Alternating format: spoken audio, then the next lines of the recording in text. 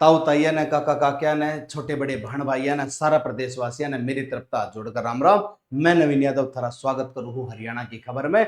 खबर प्रस्तुत करना से पहले मैं थारे सामने एक महत्वपूर्ण सूचना साझा करना चाहूँ हूँ और वह सूचना है डॉक्टर अमित अकेडमी से संबंधित। डॉक्टर अमित अकेडमी 24 अगस्त 2025 ने एक टेस्ट ऑर्गेनाइज करवा रही है, स्कॉलरशिप टेस्ट, जो केवल और केवल महिलाओं के लिए होगा। महिला इस टेस्ट में उपस्थित होंगी। जो इस टेस्ट में उपस्थित होंगी और रैंक लेकर के आएंगी उनको निशुल्क शिक्षा दी जाएगी और रहने के लिए भी निशुल्क फैसिलिटी दी जाएगी, यानी कि फ्री रेजिडेंशियल फैसिलिटी भी प्रोवाइड करवाई जाएगी फ्री एजुकेशन के साथ साथ। इस टेस्ट में 120 क्वेश्चन होंगे, 100 क्वेश्चन जीएस के होंगे, 20 क्वेश्चन सी सेट के होंगे। जो पहले 30 रैंक तक महिला आएगी उनके लिए निशुल्क सुविधा और निशुल्क रेजिडेंशियल फैसिलिटी है।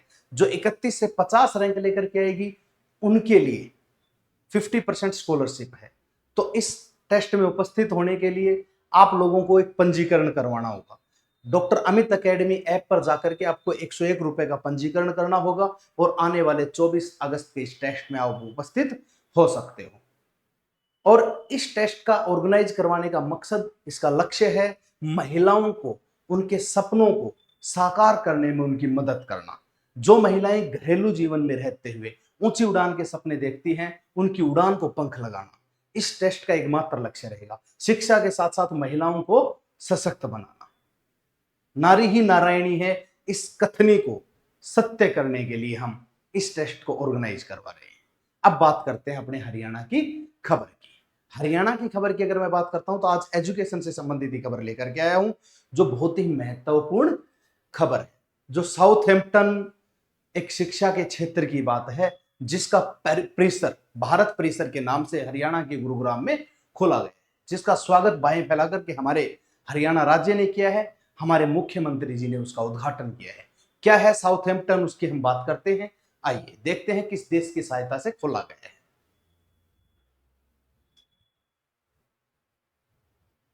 साउथहैम्पटन विश्वविद्यालय ने गुरुग्राम में भारत परिसर खोला, ज्ञान के नए द्वार अब गुरुग्राम। इसी टैगलाइन के साथ हम आगे बढ़ते हैं। क्या है ये, चर्चा में क्यों है, मुख्य बिंदु क्या है, उसके ऊपर हम बात करते हैं। केंद्रीय शिक्षा मंत्री ने हरियाणा के मुख्यमंत्री के साथ मिलकर हरियाणा के गुरुग्राम में साउथहैम्पटन विश्वविद्यालय के भारत परिसर का उद्घाटन किया।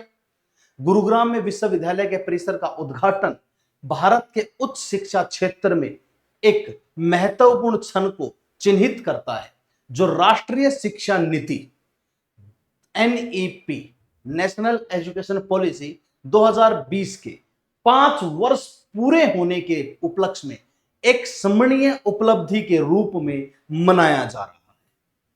भारत के शिक्षा क्षेत्र में महत्वपूर्ण उपलब्धि क्यू एस शीर्ष 100 वैश्विक संस्थानों में शामिल तथा ब्रिटेन के रसेल समूह का संस्थापक सदस्य साउथहैम्पटन विश्वविद्यालय विश्वविद्यालय अनुदान आयोग के भारत में विदेशी उच्च शिक्षा संस्थानों के परिसर की स्थापना और संचालन विनियम 2023 के अंतर्गत भारत में परिसर संचालित करने वाला पहला विदेशी विश्वविद्यालय बन गया है साउथहैम्पटन, और ये ब्रिटेन के रसेल समूह के द्वारा स्थापित किया गया है।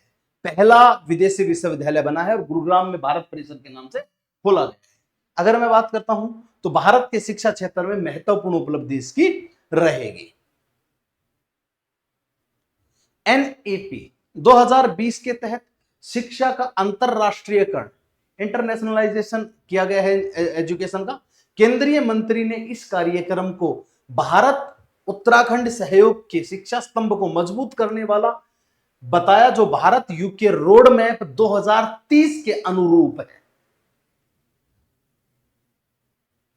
परिसर की पेशकश और कार्यक्रम गुरुग्राम परिसर में विश्व स्तर पर मान्यता प्राप्त स्नातक और स्नातकोत्तर कार्यक्रम संचालित किए जाएंगे, जिनके अंतर्गत विद्यार्थियों को यूके या मलेशिया स्थित विश्वविद्यालयों के परिसरों में 1 वर्ष अध्ययन करने का अवसर मिलेगा।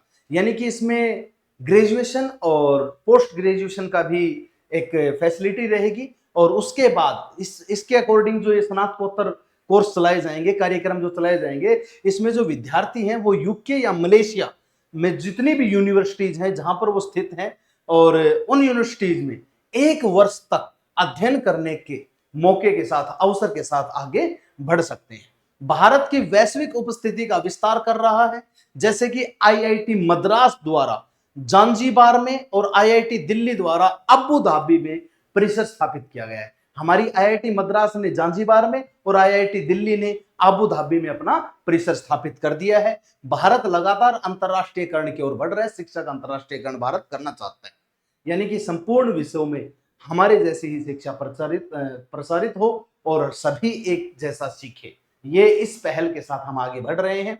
यूजीसी एफएचईआई विनियम 2023 के बारे में, यूजीसी एफएचईआई विनियम 2023 ने विश्व के शीर्ष 500 विश्वविद्यालयों को भारत में अपनी शाखाएं स्थापित करने के लिए प्रशस्त किया है, उनका मार्ग प्रशस्त किया है।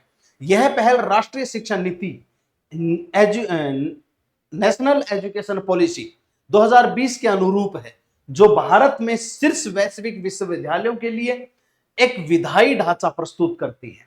नेशनल एजुकेशन पॉलिसी एनईपी 2020 में उल्लेख किया गया है कि विश्व के शीर्ष 100 विश्वविद्यालयों से चयनित संस्थानों को भारत में संचालन की सुविधा प्रदान की जाएगी।